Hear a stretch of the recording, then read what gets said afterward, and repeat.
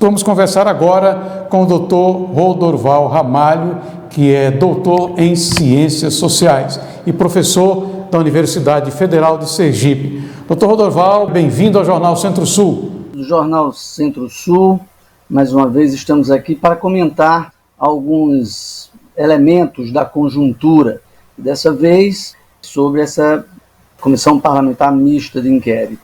É muito importante acompanharmos essa questão porque isso nos remete às tensões que existem hoje em dia entre os três poderes, além do conjunto da sociedade organizada que tem se manifestado. Todos sabemos que no dia 8 de janeiro houve em Brasília um ato inadmissível. Todos os democratas, todos os republicanos rechaçaram, criticaram, que foi a invasão e o vandalismo na Praça dos Três Poderes, a invasão e o quebra-quebra. Isso, sem dúvida nenhuma, é um ato absolutamente criticável, inaceitável.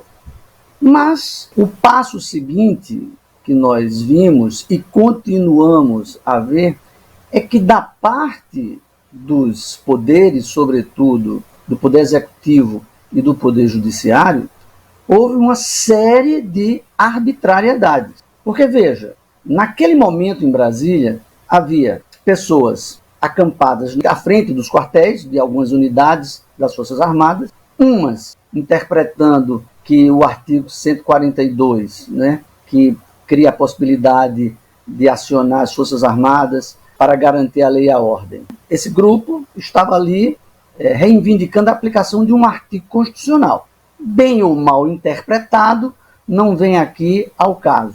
Mas havia outro grupo também que estava pedindo um golpe militar, estava pedindo, pura e simplesmente, que as Forças Armadas, usando toda a sua força e fazendo jus à história dos militares no Brasil, interrompesse o processo e desse um golpe de Estado. Havia também desse tipo. Havia também em Brasília, naquele dia, pessoas se manifestando democraticamente na esplanada, e em algum momento todos esses públicos, todos esses perfis estavam ali, de repente, invadindo o Supremo, mas não todos, Todos estavam na esplanada, mas nem todos tomaram essa atitude.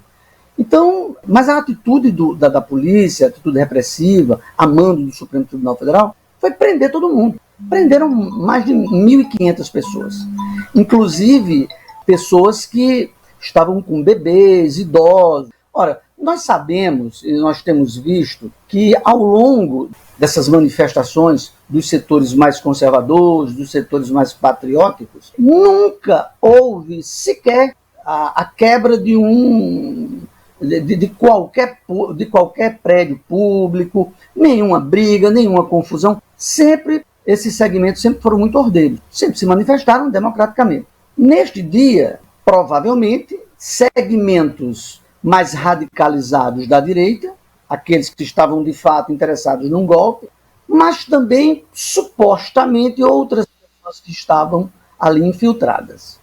Bom, o fato é que depois de mais de 1.500 prisões, dias depois, as mulheres com os bebês e os mais idosos, etc., saíram, mas ainda estão presos quase 1.000 pessoas.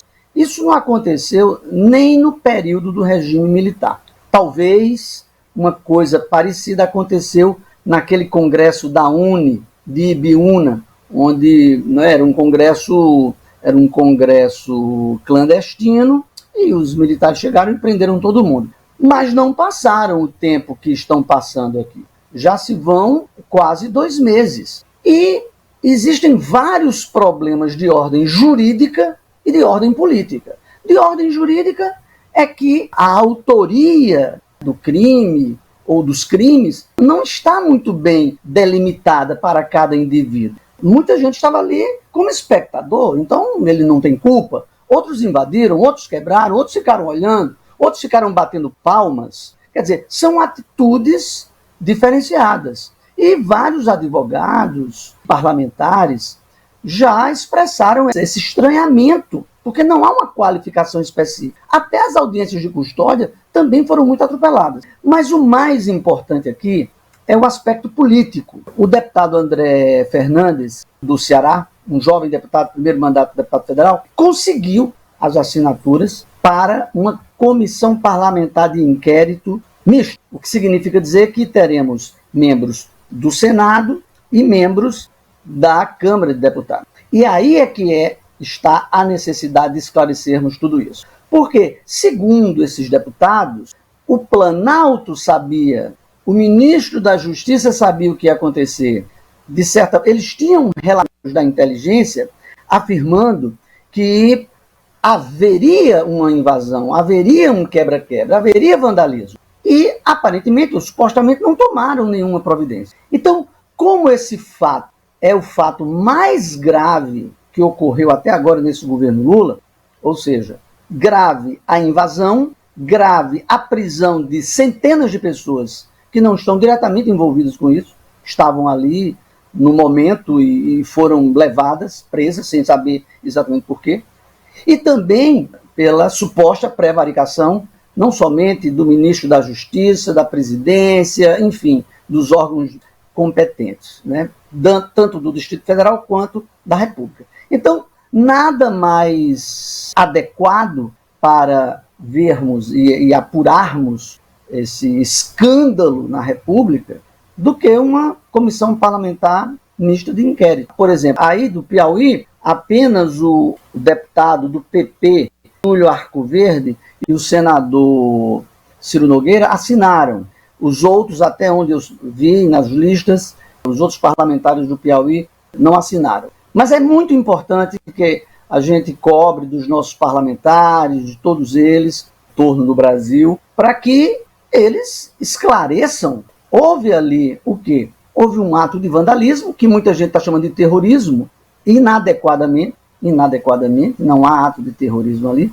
Há um vandalismo, claro, mas um vandalismo por parte de quem? Quais foram os verdadeiros autores do vandalismo? Temos que individualizar as penas, porque a culpabilidade, porque isso é uma questão básica no devido processo legal. Qual foi a atitude do governo, através do seu Ministério da Justiça, quando souberam que havia essa possibilidade? Reforçaram ou retiraram segurança? Deixaram, quiseram flanar em torno desse episódio? Ou tiveram os devidos cuidados? Tudo isso só pode ser esclarecido, e inclusive também a discussão sobre mais um excesso do Supremo Tribunal no ambiente de uma CPI. Então acredito que a República Brasileira só ganha se nós tivermos o pleno desenvolvimento dessa CPI para esclarecer a população, a cidadania, a todos nós, sobre os verdadeiros vândalos e os verdadeiros promotores daquela atitude inaceitável que nós tivemos no dia 8 de janeiro.